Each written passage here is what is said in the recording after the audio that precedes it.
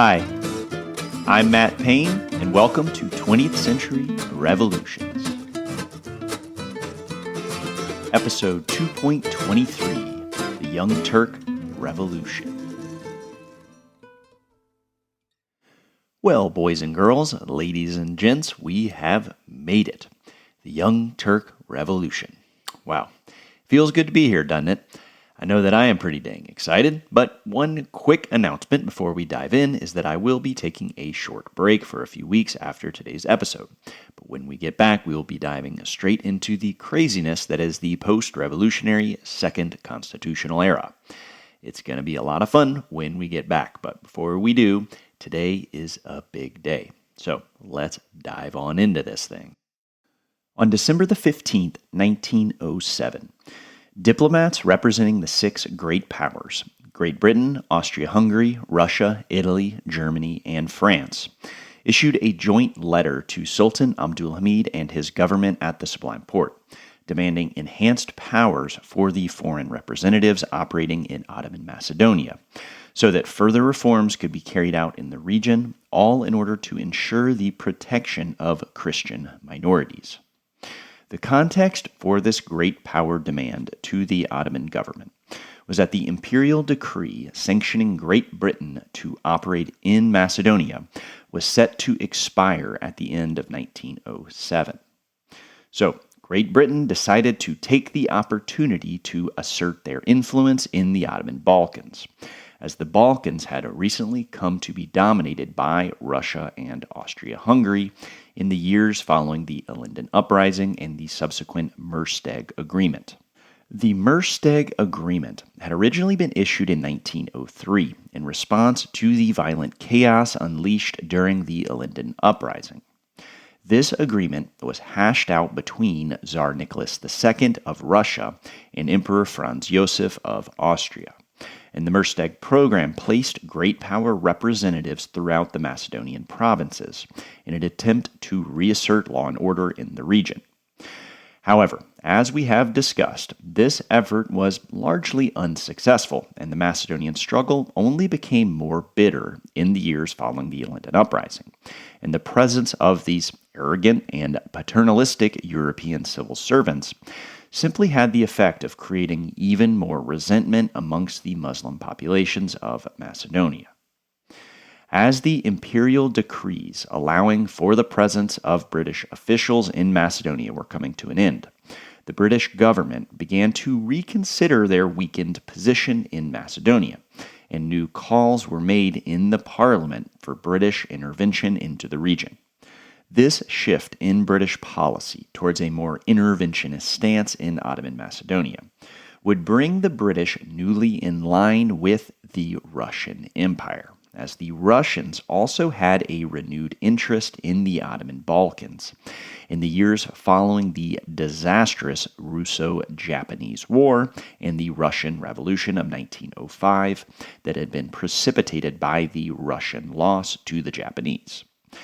When it was issued, the Mersteg Agreement of 1903 made the Austrian position in the Balkans more powerful, which the Russians had allowed to happen since their focus at that time had been on expanding their borders eastward into Manchuria, deciding to pause their encroachment on the decaying Ottoman Empire in order to encroach on the decaying Qing Chinese Empire.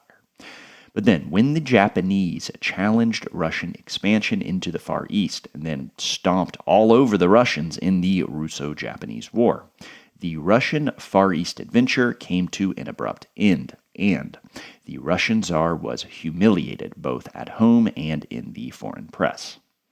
The disaster of the Russo-Japanese War led the Russians to become interested once more in expanding their influence in the Ottoman Balkans. So, as the British expressed their own renewed interest in the area in late 1907, the Russians decided to team up with the British in order to challenge Austrian hegemony in Macedonia.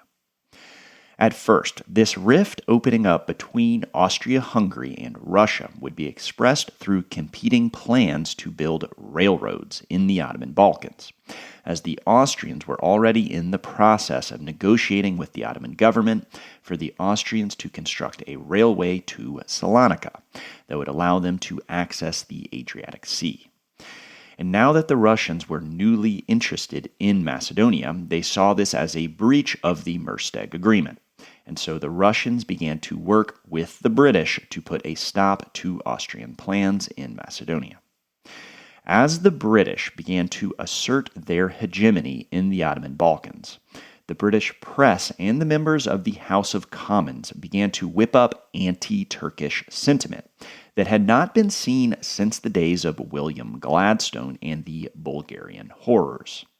So, with British public opinion turning against the Turk once more, British Foreign Secretary Sir Edward Grey began making Gladstonian statements demanding that the Ottomans be forced to appoint a governor of Macedonia approved of by the great powers.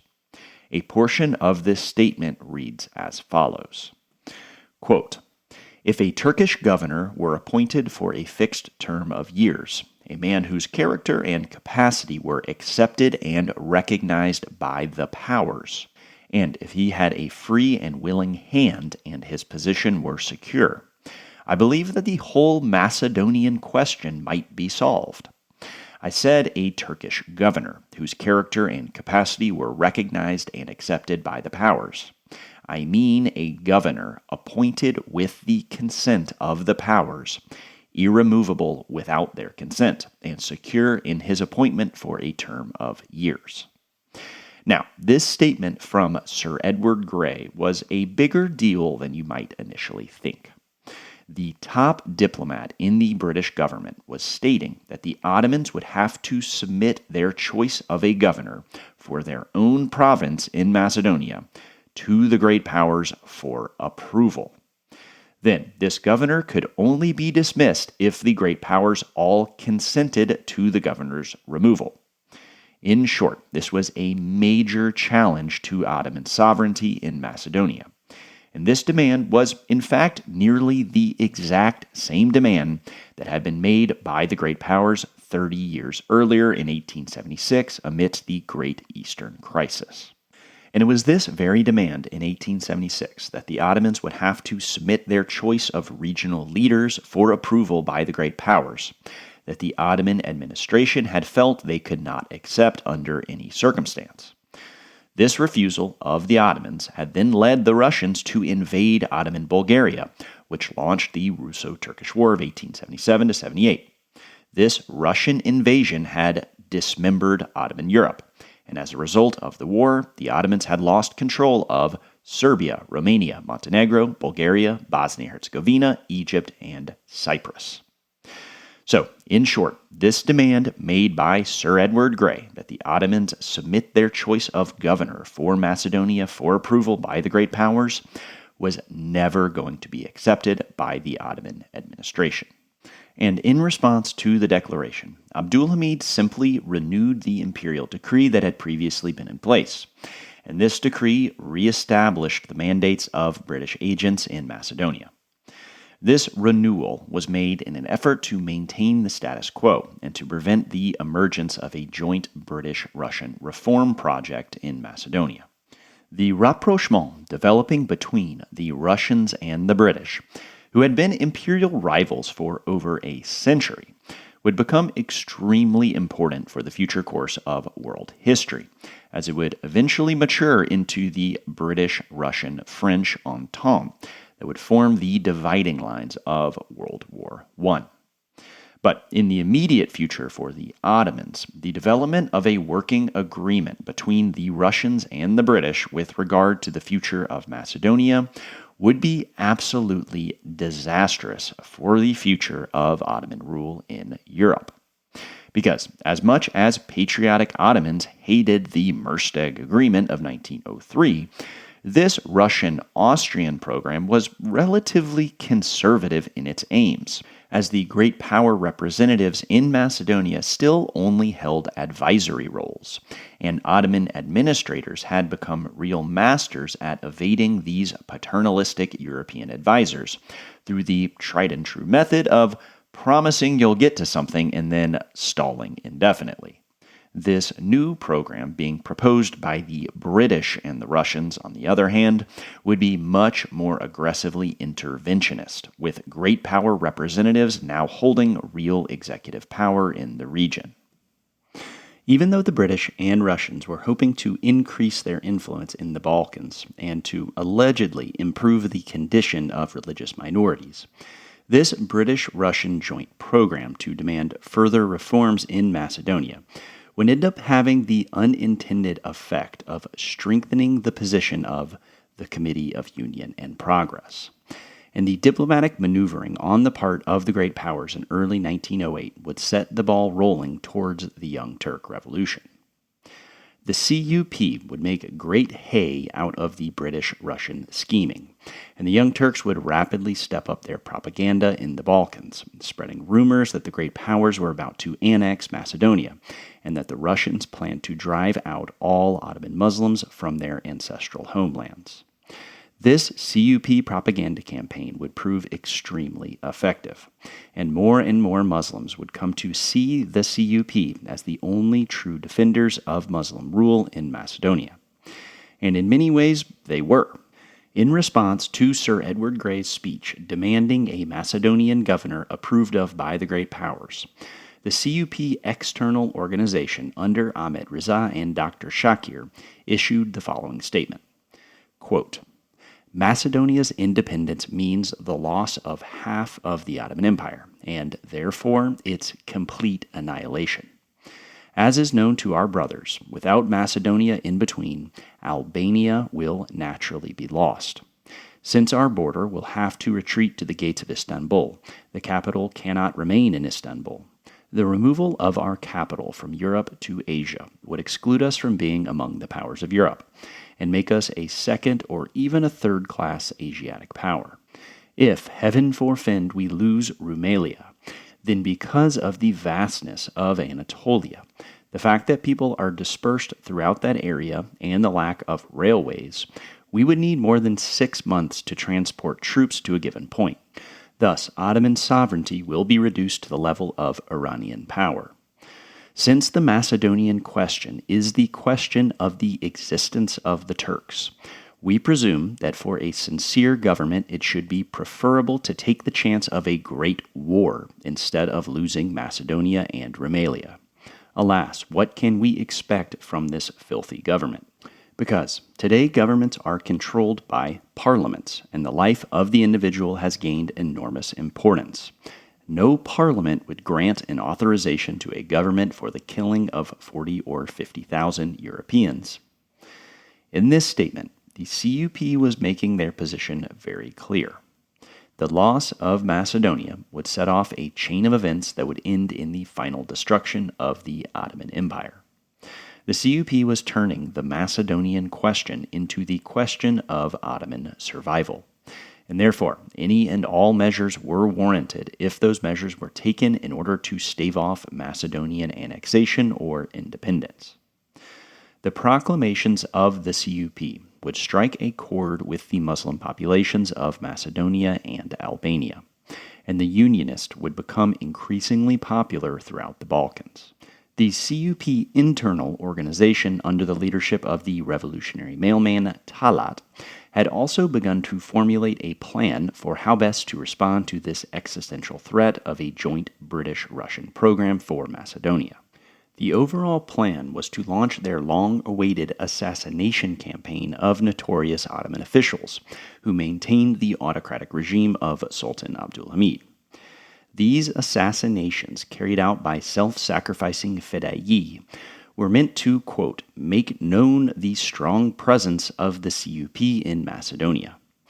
Talat noted that the benefit of initiating isolated assassinations instead of a mass protest or mass revolt was that it would protect the vast majority of CUP members and prevent the Sultan from obliterating the CUP network.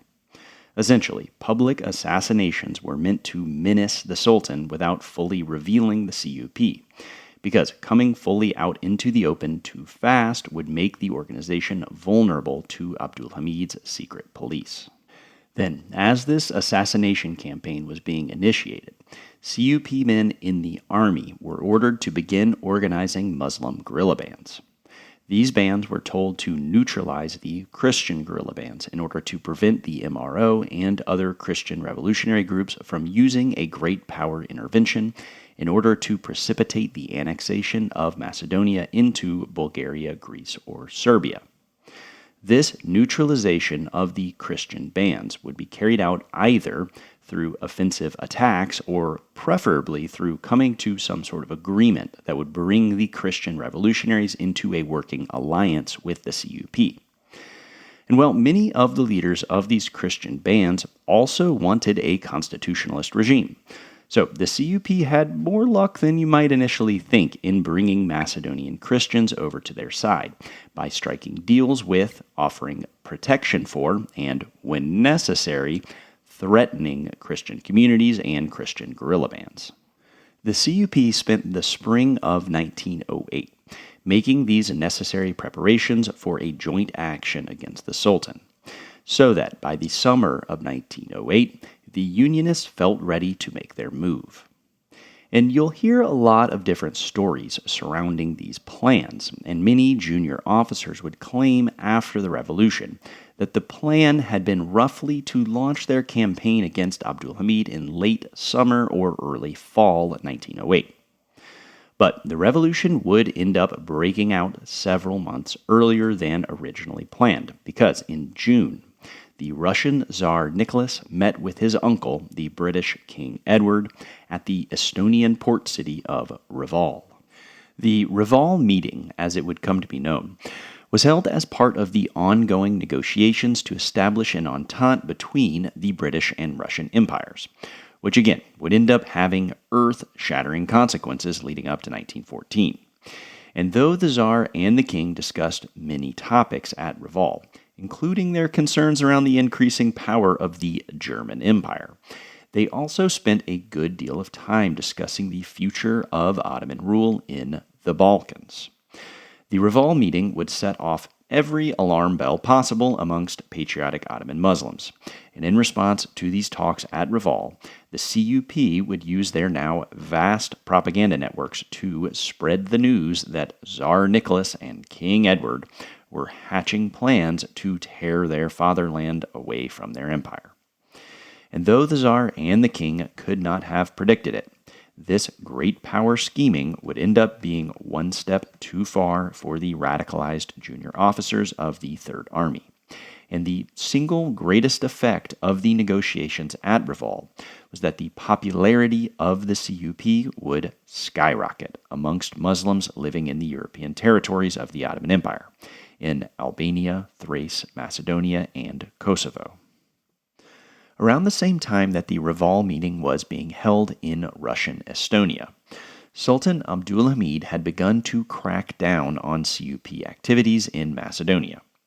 By June 1908, the CUP had dramatically grown in size, and the organization now numbered some 2,000 members. The increasingly vast network of CUP agents made it nearly impossible for the Unionists to continue operating as a secret organization, and it was only really a matter of time until the CUP would have to reveal themselves. But the always adroit Abdulhamid decided that he needed to make the first move, and he initiated a large investigation into CUP activities. After this investigation, the secret police began arresting known CUP members, and the palace also ordered many military leaders suspected of working with the CUP to return to Istanbul, where they would be presumably redeployed to anywhere but Macedonia, or even potentially court-martialed. However, at this point, the Third Army in Monastir had been so thoroughly radicalized, and the regiment was so teeming with officers who were also secretly members of the CUP, that when the palace made this order for junior officers known to be seditious to return to the capital, higher-ranking officers in the Third Army just simply refused to carry out these orders. And instead, revolutionary officers were ordered to take their military bands into the Macedonian wilderness, allegedly in order to carry out actions against Christian guerrillas. But the real reason for these orders was that they offered an excuse for the revolutionary officers to not have to make the trip to Istanbul, where they were sure to be arrested or deported upon arrival. The Albanian officer, Adjutant Major Ahmed Niazi, would lead the first of these CUP bands, dubbed the CPU Resin National Battalion. In early July, in direct response to, number 1, the Reval meeting between the Russians and the British, and number 2, to the Sultan's generalized crackdown on CUP activities, Ahmed Niazi began to raid the military depot at the garrison in his hometown of Resin, where he was stationed. Then, on July 3, 1908, the Resin National Battalion, under the leadership of Ahmed Niazi, took their weapons seized from the military depot and headed into the mountains of Monastir. Major Ismail Enver quickly got wind of his comrade Niazi's defection, and so Enver would, just a couple of days later, lead his own CUP band into the mountains of Tikvesh, just to the northeast of Monastir. Around this same time, Adjutant Major Eyüp Sabri, an Albanian who had helped Enver and Niazi to fold the Albanian guerrilla bands into the CUP, similarly led a CUP band into the mountains of Ohrid to the west of Monastir. With these defections, a large section of the Third Army stationed in Monastir had now openly mutinied against Sultan Abdulhamid and had publicly declared their allegiance to the CUP. These mutinies of junior officers stationed in the Monastir province would mark the true beginning of the Young Turk Revolution. Even though the CUP had not ever officially marked July 3rd as their planned start date for the revolution, and even though Niazi's defection was in some ways a personal and spontaneous decision, the CUP had already begun actively preparing for this sort of mass defection of revolutionary officers for months now. And so when Niazi, Enver, and others began taking to the hills with their guerrilla bands, the CUP branches in Monastir and in Salonika were quite prepared to offer their support for the defecting officers, and they began sending out letters and telegrams to local leaders and to other CUP branches, spreading word of the mutiny amongst the population of Macedonia and amongst Ottoman officials who were now given the choice to either submit to the will of the CUP or to remain loyal to the Sultan, and to face the consequences of either choice.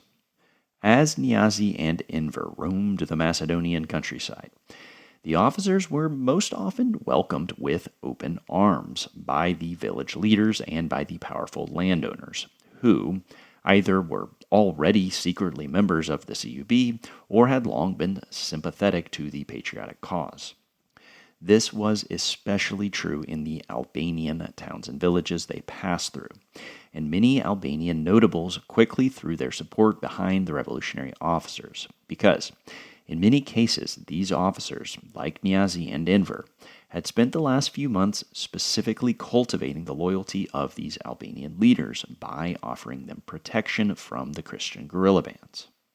So, as word spread from the CUP headquarters in Monastir and Salonika, Enver, Niazi, and other band leaders would quickly grow their numbers as they recruited patriotic Muslims in the towns and villages they passed through, and as fellow army deserters and other volunteers sought them out in the wilderness in hopes of joining the cause. And then, even for the officers and rank-and-file soldiers who had not yet publicly defected to the CUP, these soldiers still largely refused to pursue the revolutionary battalions, even if they had been ordered to do so, meaning that Niazi and Enver were, for the moment, given free rein to just roam the countryside and continue recruiting members into their revolutionary bands.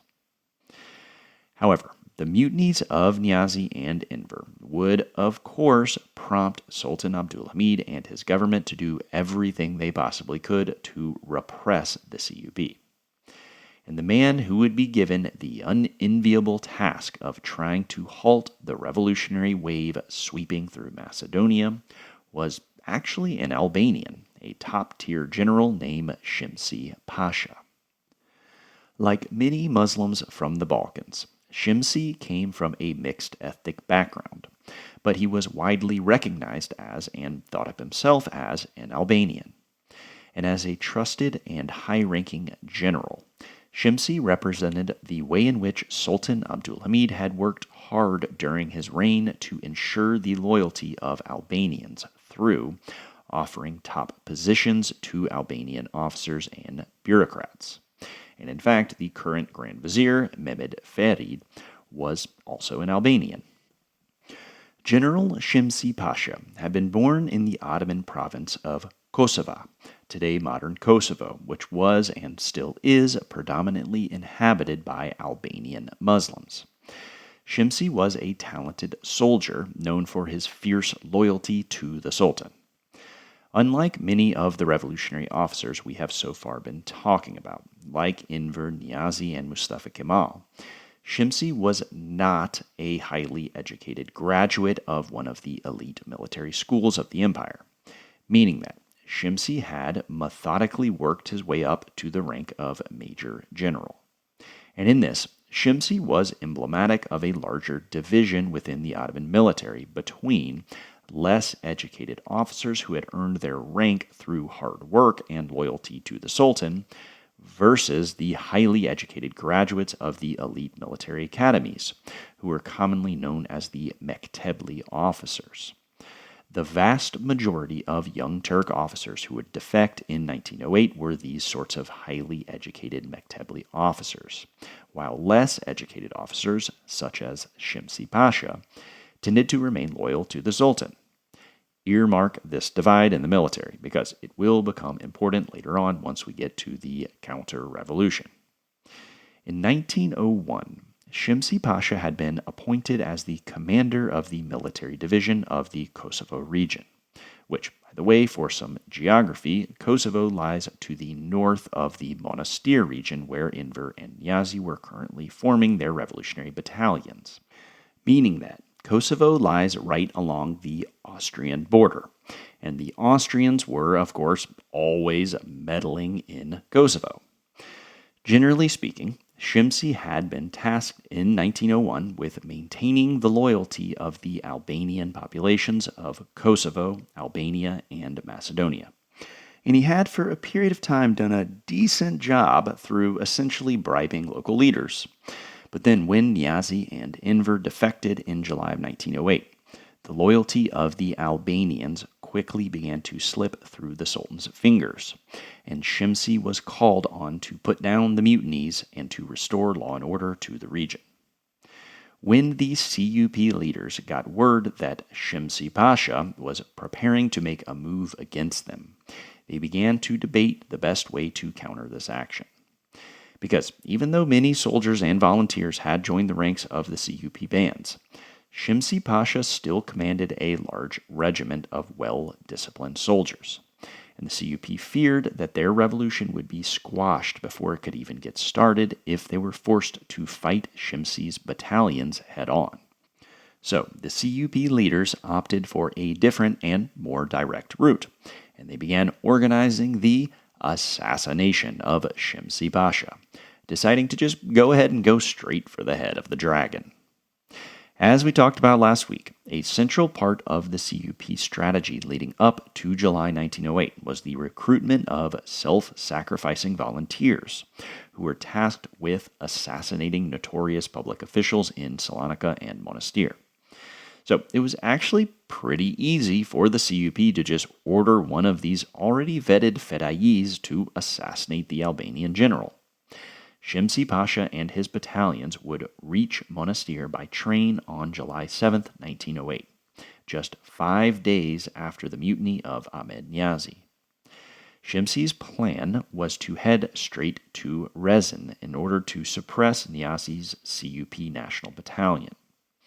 However, the Major General first needed to send a few telegrams out to important imperial administrators and to loyal Albanian notables in the area to alert them of his overall plan. But as Shimsi Pasha was leaving the post office on the very day of his arrival in Monastir, a CUP Fedai and first lieutenant in the Third Army pulled out a revolver and shot Shimsi Pasha, killing him instantly. Demonstrating the extent to which the CUP had now infiltrated and radicalized the Third Army, Shimsi Pasha's personal bodyguards had simply stepped aside and allowed the assassination of their general to take place, because they had already been brought over to the revolutionary camp by CUP agents in Monastir. And after the Pasha's death, these bodyguards would allow the CUP assassin to escape completely unharmed. Later that night, the CUP leaders in Monastir recruited 2 officers who were being dispatched by their commander down to Salonika, and the CUP ordered them to form another revolutionary band. So these officers would stop on their way to Salonika and defect to the revolution with hundreds of soldiers and volunteers and form the CUP Monastir Battalion. 4 days later, on July 11th, Major Enver Bey would send an ultimatum from his mountain hideout in Tikvesh to the Inspector General of Macedonia, demanding that the CUP agents and Third Army officers who had been arrested and shipped off to Istanbul be released within 48 hours. Enver ominously threatened that he would not take any responsibility for future developments should this ultimatum go unmet. Enver then followed this ultimatum to Abdulhamid's government up with a personal note sent out to his fellow officers and quote-unquote esteemed patriots in Macedonia, urging them to either join the revolutionary cause or to stay out of the way of the CUP. The Sultan and his government then scrambled a response and ordered the now dead Shimsi Pasha's son-in-law, a lieutenant and commander of the gendarme force in Monastir, to begin tracking down the revolutionary battalions roaming the countryside. However, what the Sultan did not realize is that Shimsi Pasha's son-in-law was already a member of the CUP branch in Monastir. So yeah, you can see where all of this is going. And this gendarme commander would just stall as much as he could, meaning that the military regiments best positioned to put down the CUP bands were now under the command of a CUP agent, and therefore fully neutralized. Now understanding that the army forces in Macedonia could essentially not be relied upon to carry out his orders, the Sultan then began calling up first-class reservists stationed in Izmir, a port city that lies in Anatolia, just across the Aegean Sea from Salonika. But Dr. Nazim had already spent a ton of time in Izmir radicalizing these reservists. So the reservists refused to go to Salonika until they were paid their full salaries, which were months in arrears at this point. The Sultan quickly capitulated and paid these soldiers and officers. However, as these battalions of reservists trickled into Salonika throughout July, there were always CUP agents waiting for them at the Salonika harbor, and these CUP agents would give patriotic speeches to the soldiers, asking them to join the revolution. And, well, most of these reservists had already been radicalized by Dr. Nazim in Izmir, so they just joined up with the CUP upon their arrival in Salonika. And these reservists would either just refuse to march on the CUP national battalions, or just as often they would trek into the Macedonian wilderness, not in order to fight Enver and Niazi, but rather to join the heroes of liberty and to assist them in their great patriotic task of reestablishing constitutional rule. Scenes such as these witnessed in Monastir and in Salonika would repeat themselves in the cities all across Macedonia, Albania, and Kosovo, as whole battalions defected to the CUP cause, and as CUP Fedai carried out assassinations of administrators and officers who remained loyal to the Sultan. These assassinations would menace other imperial governors who were more neutral to stay out of the way of the CUP or else. As the CUP was establishing de facto control over the civil administration in the Ottoman Balkans, Unionist leaders began posting demands in towns and cities throughout Macedonia, Albania, and Kosovo, calling upon the Sultan to reinstate the 1876 Constitution of Midhat Pasha. Simultaneously, the Young Turks in exile, under the leadership of Ahmed Reza and Dr. Shakir, began issuing declarations to the European press, explaining that the revolution was being launched under the enlightened and liberal principles of liberty, equality, solidarity, and justice, self-consciously connecting their movement with the American and French revolutions. Along with these loftier claims about the character of the revolution, the CUP also declared that they refused any foreign intervention whatsoever, and that they were in no way representing the interests of any one of the great powers. This was an internal affair between the patriotic Ottomans of the CUP and of the Third Army, and the Sultan and his despotic and weak autocratic government. This propaganda campaign worked, and great power diplomats in Europe and consuls in the empire did not believe the Sultan's claim that the CUP were simply brigands and bandits. These diplomats and consuls would largely allow the CUP to carry out their revolution. By the middle of July, it had become clear to both the CUP and to the Sultan's government that the CUP had gained the upper hand, and that their gamble had paid off tremendously. Through the combination of months of CUP propaganda being spread throughout the European provinces of the empire, coupled with the decades of chaos and violence that had defined life for Ottomans in Macedonia and the surrounding provinces, the mutinies of Niazi and Enver had captured the public mood, and the CUP had launched the revolution at a moment when the general public was primed to fervently support their patriotic cause. The revolutionary officers of the Third Army had taken to the hills, and the CUP Fedai had launched their assassination campaigns. And thereafter, a revolutionary wave had spread across the Balkans, and the Sultan had been completely unable to stop this wave, as administrators, governors, officers, soldiers, and town notables simply refused to carry out the Sultan's orders, or just as often, they would reveal that they were, in fact, already secret members of the CUP.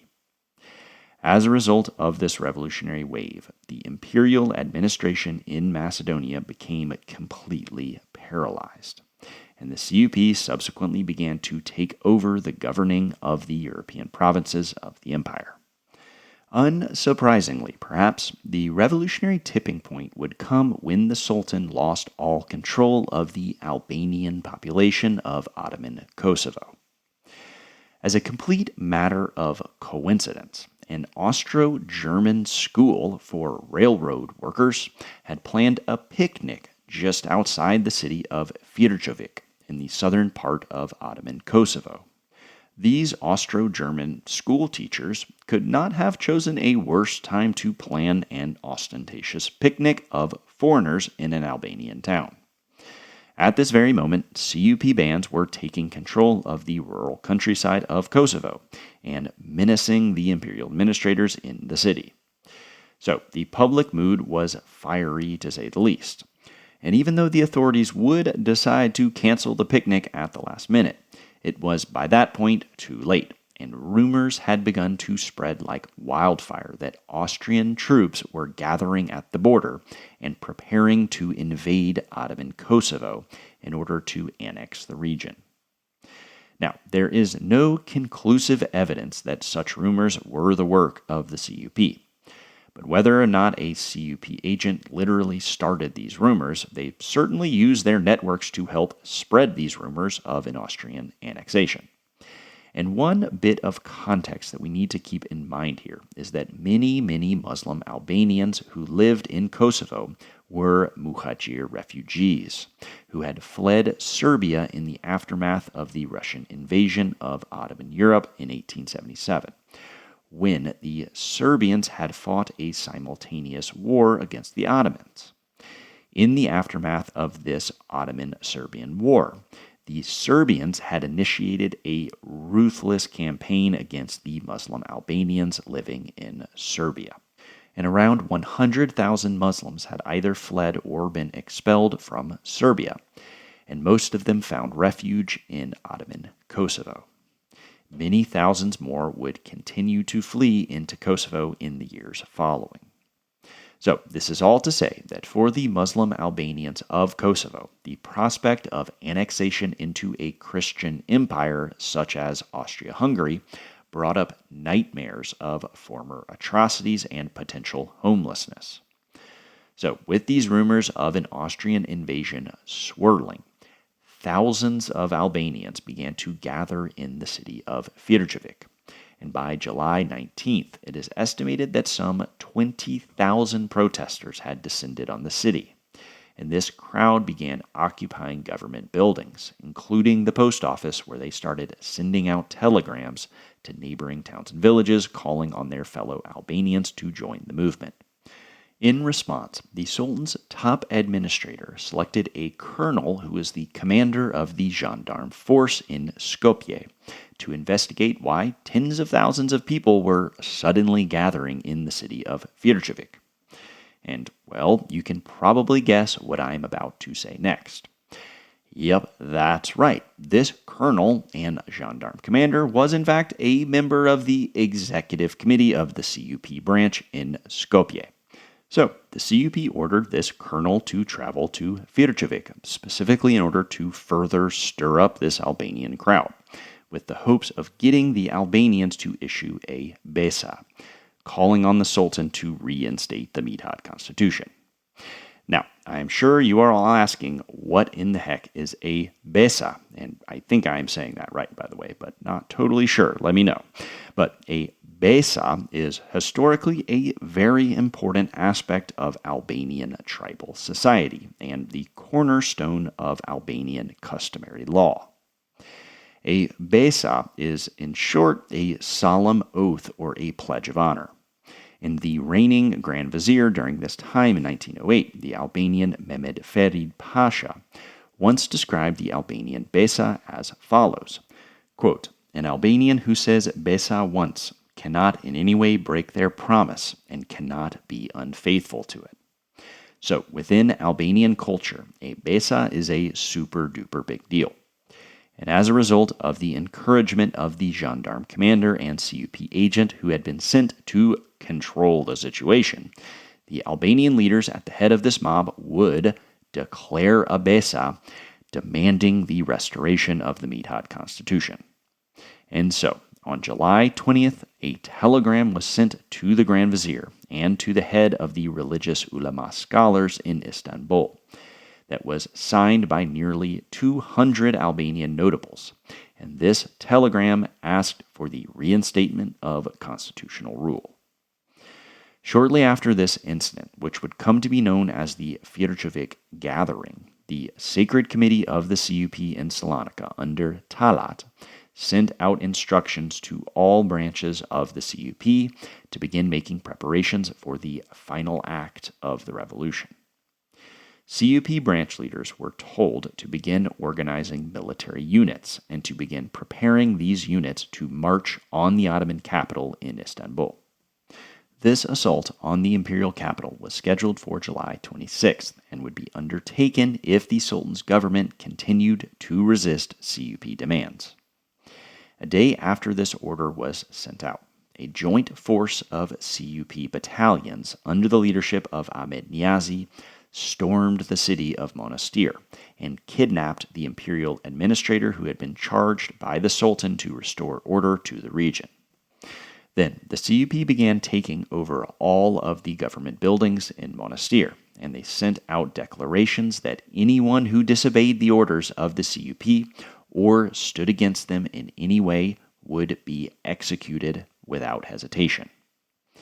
The CUP then used their access to the telegraph office in Monastir to contact all provincial governors that the constitution would be reinstated, whether the Sultan wanted it to be reinstated or not.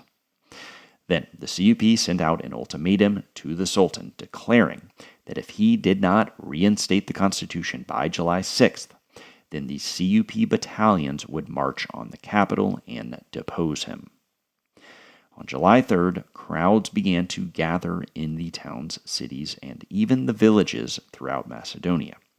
And these crowds were treated to fiery speeches given by CUP agents, who declared that the crowds would not disperse until the constitution had been reinstated.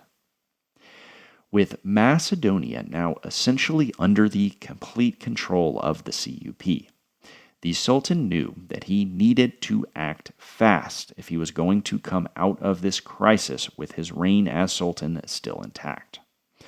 So, Abdulhamid dismissed his Grand Vizier, the Albanian conservative Mehmed Ferid, and appointed Said Pasha as the new Grand Vizier, with one of his ministers being Kamil Pasha, a known reformer who held sympathies with the opposition.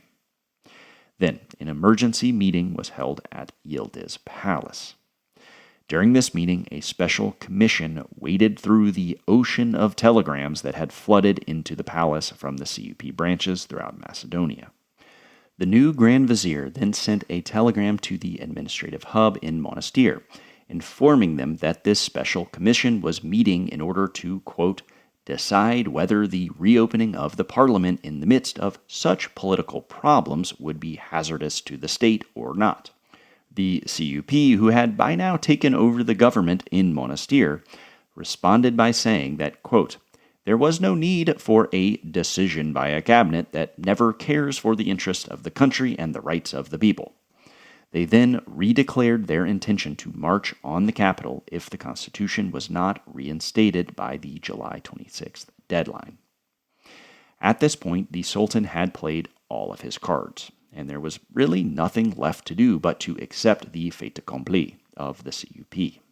And so, much to the relief of the Sultan's closest advisors, at the conclusion of this emergency session, Abdulhamid declared that he would go with the current and that he would reinstate the constitution, making sure to remind everyone in the room that he had in fact been the one who had instituted the constitution in the first place, 30 years earlier at the very beginning of his reign. And on July the 24th, an imperial decree was published announcing the reinstatement of the Midhat Constitution. And so the CUP had done it. The Young Turks had been pushing for the reinstatement of the Midhat Constitution for decades now. And now they had finally achieved their number one goal. And for a brief period of time, the people of the Ottoman Empire would enjoy pretty widespread euphoria as they celebrated their new freedoms, as they welcomed home their family members who had been arrested or sent into exile, as they embraced their fellow citizens, their now equal Ottomans, and as they breathed a collective sigh of relief that they would no longer have to watch their backs and worry that everyone around them might be reporting them to the Sultan's secret police. And so, next week we will get to talk about something that is kind of rare on this podcast: good times in the Ottoman Empire. Because a wave of optimism will sweep through the empire in the summer of 1908, as people begin to test their new rights as citizens to do things like speak openly in public, and to protest, and to unionize, and to vote. So, this moment of rare optimism in Ottoman lands would mark the beginning of what is often called the Second Constitutional Era. Like I said, I am going to take a break for a few weeks, but when we get back, we will make sure to make the most of this moment of euphoria in the Ottoman Empire as we begin the Ottoman Spring.